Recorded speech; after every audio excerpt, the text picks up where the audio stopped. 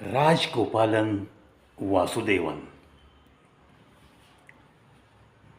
नावावरूनच समजतं ना आपल्याला. Yes, he is south Indian.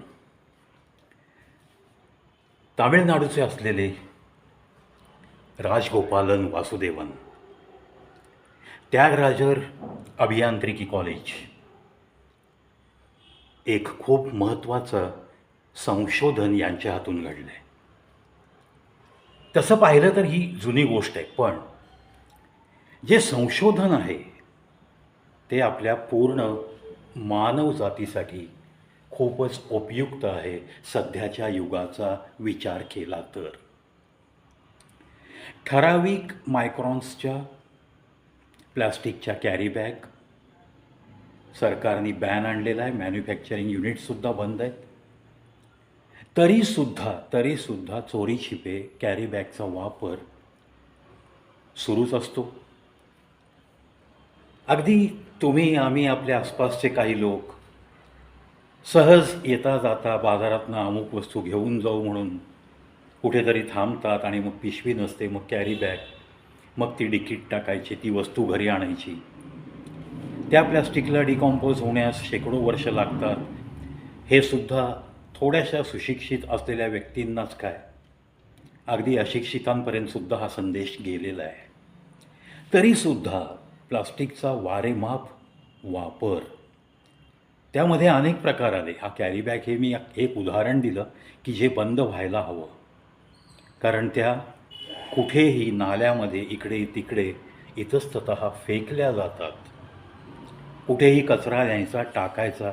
आज तुम्ही रस्ती जर पाहिलंत तर रस्त्याच्या कडेने फक्त कचऱ्याच्या मोठमोठ्या कॅरी बॅग अस्ताव्यस्त पडलेल्या, मग तो कचरा उचलून नेणाऱ्या गाड्या, त्याचं टाईम टेबल, ती मॅनेजमेंट नीट नाही, त्याच्यातनं सुटणारी दुर्गंधी, अशी अनेक रस्त्यांवरती तुम्हाला ही गोष्ट दिसेल. प्रत्येक शहराच्या बाबतीत बोलतोय मी. तर अशा या वेस्ट प्लास्टिकपासून आपल्याला रस्ता तयार करता येईल का, या एका प्रश्नाने या राजगोपालन साहेबांना भंडावून सोडलं होतं. आणि मग स्वतःचं अभियांत्रिकी आणि सायंटिफिक नॉलेज वापरून त्यांनी हा प्रयोग यशस्वी करून दाखवला. आणि त्यांनी ग्वाही दिली आहे की प्लास्टिकपासून मी जो रस्ता बनवतो आहे तो रस्ता जास्त टिकणारा असेल, त्या रस्त्याची दुरुस्तीसुद्धा सोपी असेल. आणि या गोष्टी सगळ्या सिद्ध करून दाखवलं. त्यानंतर ग्रामीण भागामध्ये राजगोपालनजी यांचा फॉर्म्युला वापरून वेस्ट प्लास्टिक, जे की आज प्रत्येक कचरा डेपोमध्ये रोज कितीतरी टन गोळा होतं, त्याचं सॉर्टिंग व्यवस्थित झालं आणि तो जर वेस्ट मटेरियल या अशा इंजिनियर लोकांकडं पुरवलं गेलं तर नक्कीच मला असं वाटतं की ग्रामीण भागातली सडक योजना जास्तीत जास्त यशस्वीरित्या अंमलात येऊ शकते. अर्थात हे सगळं यश मिळवून देण्यासाठी लालफितीचा कारभारसुद्धा सुधारावा लागतो. कारण ह्याचं इम्प्लिमेंटेशन झाल्यानंतर जर कोणा एखाद्या व्यक्तीच्या पोटावर पाय येत असेल, पोटावर म्हणजे त्याच्या त्या इल्लिगल कॉन्ट्रॅक्ट्स मिळवणं, वेळोवेळी रस्ते खराब होऊन पुन्हा पुन्हा कॉन्ट्रॅक्ट त्यालाच किंवा त्याच्या दुसऱ्या कंपनीला नाव बदलून केलेल्या, कुटुंबियाची एखादी कंपनी, मित्रांची एखादी कंपनी, पण टेंडर त्याच व्यक्तीकडं, पैसा त्याच तिजोरीत, हे सगळं रॅकेट सुरू असतं. त्यामुळं ही डेव्हलपमेंट देशपातळीवर सगळीकडं कधी होईल हे सांगता येत नाही. असो, यामध्ये डेव्हलपमेंट व्हावी यात सदिच्छा, शुभेच्छा नक्कीच आहेत. टॅलेंट आणि असं काही नॉलेज असलेल्या माणसांची आपल्याकडं कमतरता नाही आहे. त्यातल्या त्यात साऊथ इंडियन, त्यांचा ब्रेन खूप शार्प असतो असं आपण नेहमी ऐकतो आणि ते सिद्ध पण केलेलं आहे कित्येक लोकांनी.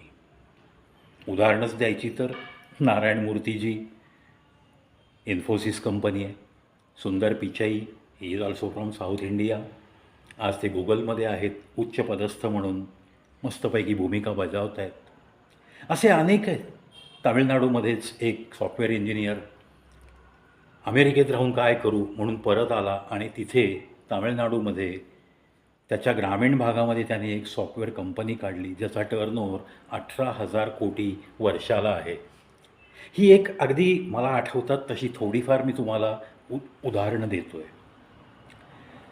या राजगोपालन सरांनी हे जे काही संशोधन केलं आहे ते खरोखर मानवजातीला उपकारक असं संशोधन असं मी का म्हणालो.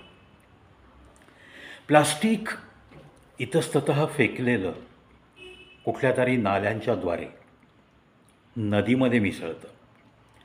नद्या जेव्हा पाऊस खूप प्रमाणात होतो तेव्हा जी काही धरणांना एक कनेक्टिव्हिटी दिलेली असते, समजा उजनी धरण जर भरायचं असेल तर पुणे नगर साईडला जोरात पाऊस व्हावा लागतो आणि मग पुण्यातल्या धरणांचे दरवाजे उघडल्यानंतर मुळामुठा नदीद्वारे हे पाणी चंद्रभागा नदी असे करत करत उजनीच्या धरणात पोचते. थोडक्यात काय आहे की ह्या नद्यांमधून वाहून जाणारं प्लास्टिक शेवटी या नद्या कुठे मिळतात? समुद्राला मिळतात. एकतर या नद्यांमध्ये हा वेस्ट त्याचा गाळ तयार होतो. आज उजनी धरणात गाळाचं पर्सेंटेज जास्त आहे आणि पाणी कमी आहे हे जगजाहीर आहे. आता तो गाळ उपसणं हे सुद्धा जिकिरीचं आहे. ह्या गोष्टी उहापोह या गोष्टींचा मी ह्यासाठी करतो आहे की तुम्ही आम्ही सहज म्हणून एखादी प्लॅस्टिकची वस्तू रस्त्यात किंवा कुठेही फिरायला गेलो तर जे आपण फेकून देतो तो आपण खूप मोठा गुन्हा करतो. कारण ते एकतर त्या जमिनीत डिकॉम्पोज होत नाही, वर्षानुवर्षे पडत राहतं किंवा वाहत मग जाऊन कुठं नदीत मिळतं, नदीतून समुद्रात, समुद्रातून त्या मासे आणि इतर जलचर प्राण्यांमध्ये नॅनो प्लास्टिकचे कण मिळायला लागलेत आणि ते आपल्या माणसाच्या पोटापर्यंत जाऊन शेवटी त्याचं रूपांतर नॉन क्युरेबल डिसिजेसमध्ये, कॅन्सरसारख्या रोगामध्ये होऊ लागलेलं आहे. जर या सगळी सायकल जर तोडायची असेल आपल्याला तर मात्र आपल्याला राजगोपालन साहेबाचं संशोधन किती महत्त्वाचं आहे या मुद्द्यापर्यंत तुमचं मनसुद्धा नक्की पोहोचेल, यात काहीही शंका नाही.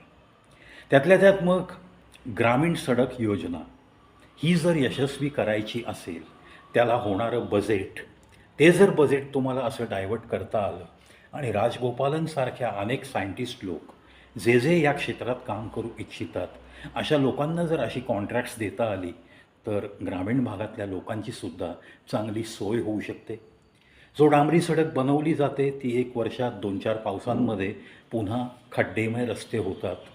का ग्रामीण लोकांना अधिकार नाही आहे का हो चांगल्या सुविधा घेण्याचा? नक्कीच आहे ना.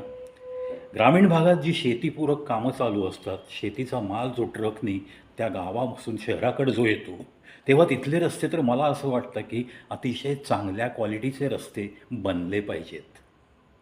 त्यामुळं मला असं वाटतं की राजगोपालन साहेबांचं हे संशोधन देशपातळीवर याची दखल घेतली गेली आहे, पण त्याला जरा व्यापक रूप जर दिलं गेलं सेंट्रल मिनिस्ट्रीकडून तर सगळ्याच भारतीयांचे खूप खूप आनंदाचे दिवस येतील असंच मला म्हणावंसं वाटतं. आणि मग सगळे भारतीय आपल्या भारत सरकारचं मनःपूर्वक अभिनंदन करण्यासाठी नक्कीच उत्सुक असतील. राजगोपालन सरांना कडक सॅल्यूट कविप्रवीत शो यूट्यूब चॅनलतर्फे त्यांच्या या अनमोल संशोधनासाठी आणि त्यांच्या पुढच्या वाटचालीसाठी. कविप्रवीत शो हा नेहमीच कौतुकाची पाठीवर छोटीशी थाप देण्यास उत्सुक असलेला एक चॅनल. पुन्हा भेटूयात अशाच नवीन व्हिडिओसह याच चॅनलवर. पाहत राहा, ऐकत राहा कविप्रवीत शो.